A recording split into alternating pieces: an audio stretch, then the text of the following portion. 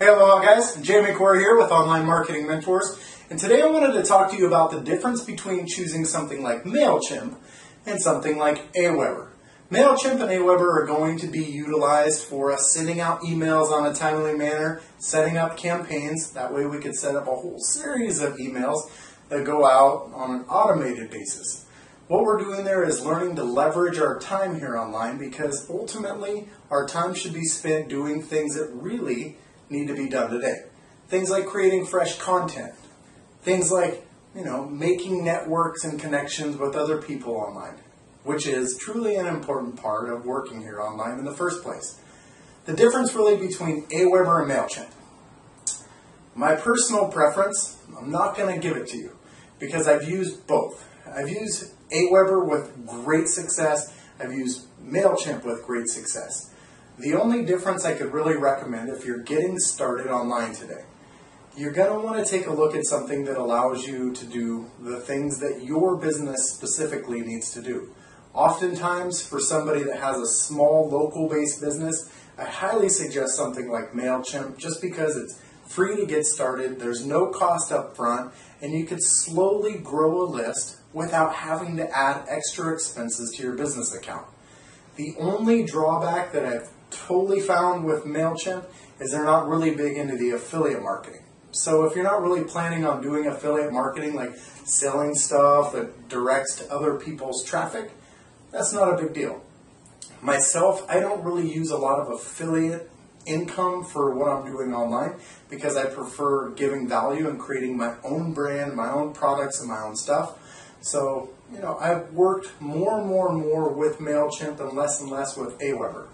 AWeber, on the other hand, is fantastic. They have a very easy, simple to use process of creating the emails, getting them sent out. You can actually create like this ginormous series of emails. You can do that both with AWeber and MailChimp, but ultimately it tends to be a little bit easier to create that ongoing series with AWeber from my personal experience. AWeber is going to cost you a little bit of money to start out, but the cool thing is, with MailChimp, you don't have any direct phone support. So if you get stuck, you need questions answered, there's not really anybody to call, and getting somebody on the phone is often impossible with MailChimp. With AWeber, on the other hand, they have great customer support, so if you need somebody to talk to and you get stuck and you want to know more about how a particular thing works, it's a great resource to utilize because you could just pick up the phone and call somebody and get your answer taken care of right away. With MailChimp, they have a lot of training, they have a lot of PDF files, they have a lot of ebooks, they have a lot of seminars, which, is another nice way to go. But ultimately, when you're getting started online, you're going to want to think about how you're going to plan your emails.